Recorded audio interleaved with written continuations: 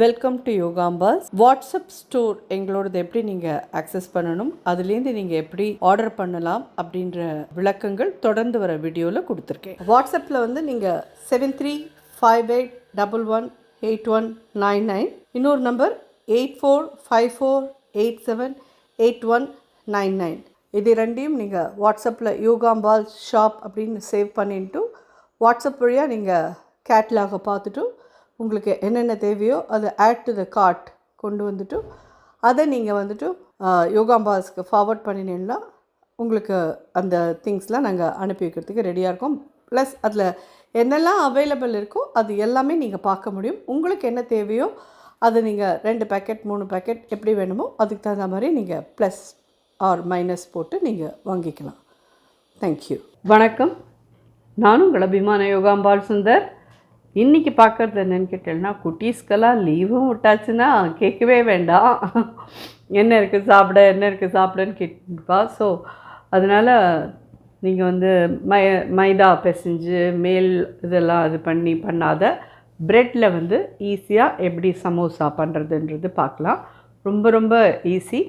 நீங்கள் ஸ்டஃபிங் மட்டும் பண்ணி ஆற வச்சுட்டு அதுக்கப்புறம் அதை பண்ணலாம். ஸ்டெப் பை ஸ்டெப் எப்படி பண்ணுறதுன்னு பார்க்கலாம்.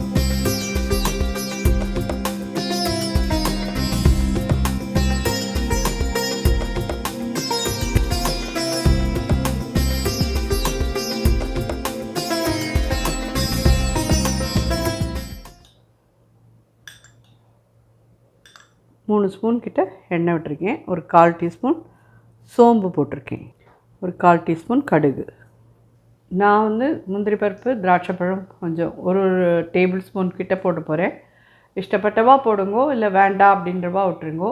அதே மாதிரி நான் வந்து வெறும் பட்டாணியும் உருளைக்கிழங்கும், பட்டாணி வேக வச்சுருக்கேன் ஒரு கப்பு. 2 உருளைக்கிழங்கு, நல்ல பெரிய உருளைக்கிழங்காக 2 உருளைக்கிழங்கு வேக வச்சு மசிச்சு எடுத்து வச்சுருக்கேன். இதில் வெங்காயம் வேணுங்கிறவா நீங்கள் வெங்காயம் போட்டுக்கோங்க. இஞ்சி பூண்டு விழுது போட்டுக்கிறேன்றவா அதோடைய கூட ஆட் பண்ணிக்கோங்க. நம்ம அதெல்லாம் இல்லாமல் பண்ணுறோம். உங்களுக்கு தேவைப்பட்டவா அதெல்லாம் ஆட் பண்ணிக்கோங்க. ஒரே ஒரு பச்சை மிளகா போடுறேன். குழந்தையெல்லாம் சாப்பிட்றதே கொஞ்சம் பார்த்து கொடுத்துக்கோங்க. இது முந்திரி, திராட்சை, வேக வச்ச பட்டாணியை இதில் ஆட் பண்ணலாம். 1 டீஸ்பூன் தனியா பொடி, 1/4 டீஸ்பூன் மஞ்சள் பொடி, 1/4 டீஸ்பூன் காரப்பொடி, 1/4 டீஸ்பூன் கரம் மசாலா பொடி. எண்ணெயில் பொரிச்சுருக்கும். இது எல்லாத்தையும் நல்லா வதங்கினதுக்கு அப்புறமா உருளைக்கிழங்கு போடலாம். நல்லா மசித்து இதில் ஆட் பண்ணிடுங்க. இந்த ஸ்டஃபிங்க்கு தேவையான உப்பு ஒரு 3/4 டீஸ்பூன் கிட்டே போடுறேன். இதில் யாருக்கு என்ன கிடைக்கலையோ அதை பற்றி பிரச்சனை இல்லை. பட்டாணி இல்லை, ஃப்ரோசன் பட்டாணி வாங்க முடியல, நோ ப்ராப்ளம். நீங்கள் வெறும் வெங்காயம் உருளைக்கிழங்கு வச்சு கூட பண்ணிக்கலாம். இதை கொத்தமல்லி லாவிஷாக போடுங்க. அடுப்பை அணைச்சிட்றேன். ஒரு சின்ன எலுமிச்சம்பழத்தில் ஒரு அரை மூடி எலுமிச்சம்பழம் புழிகிறேன்.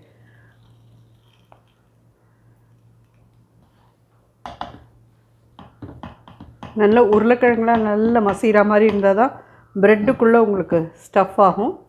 அது மட்டும் நல்லா மசிச்சுக்கோங்க அப்படி. ஸோ இது அப்படியே நல்லா ஆறட்டும். நம்ம வந்து ப்ரெட் இப்போ ரெடி பண்ணலாம். ப்ரெட் ஸ்லைஸ் இப்படி எடுத்துக்கோங்க.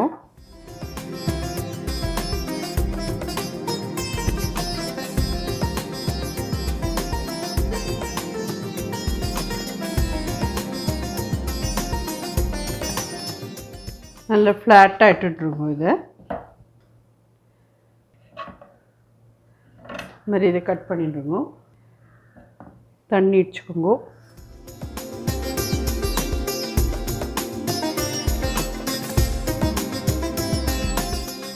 இதை எங்கே கட் பண்ணாலோ அங்கேயே வச்சு நல்லா ஒட்டி விட்ருங்க.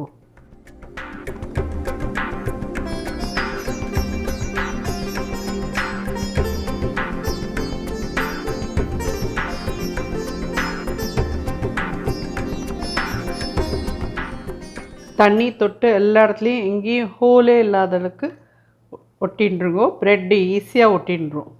எங்கேயாவது ஹோல் இருந்ததுன்னா அது வழியாக மசாலா பிரிஞ்சு எண்ணெயில் வந்துடும்.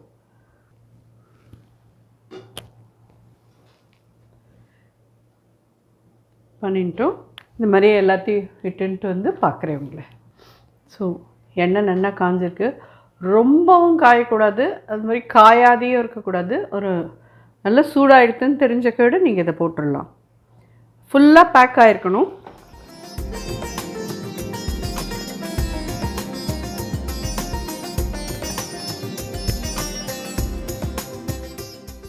எக்ஸாக்ட்லி இது வந்து ஒரு 5 மினிட்ஸ்க்குள்ளே ரெடி ஆகிடும். மீடியம் ஹையில் வச்சுக்கோங்க, ஸ்லோ பண்ணிட வேண்டாம். மீடியம் ஹையில் வச்சுட்டு பொரிச்சு எடுத்துனா போகிறோம். ரொம்ப ஹையாக இருந்தாலும் கருகி போயிடுத்துனா நல்லா இருக்காது.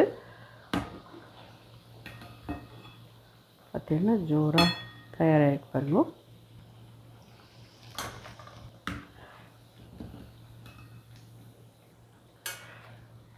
இதை வந்து நீங்கள் ஏர் ஃப்ரையரில் வைக்கிறவாளாக இருந்தால் மேலே கொஞ்சோண்டு ஆயிலை ப்ரஷ் பண்ணிவிட்டு ஏர் ஃப்ரையரில் வச்சு கூட நீங்கள் எடுத்துக்கலாம், நல்லா வரும் அது.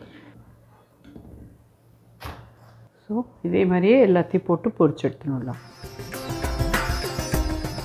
கண்டிப்பாக இது எல்லோரும் ட்ரை பண்ணி பார்த்துட்டு குழந்தைகளுக்கெல்லாம் கொடுத்துட்டு எப்படி இருந்ததுன்னு சொன்னான்னு சொல்லி எனக்கு ஃபீட்பேக் சொல்லுங்க. ரொம்ப ஜோராக இருக்கும், சுட சுட சாப்பிட்ருங்கோ, அப்போ தான் ரொம்ப நல்லாயிருக்கும். ஆறிப்போனால் இதெல்லாம் நல்லா இருக்காது. ஸோ கண்டிப்பாக ட்ரை பண்ணி பார்த்துட்டு எப்படி இருந்து எனக்கு ஃபீட்பேக் சொல்லுங்கள். நன்றி, வணக்கம்.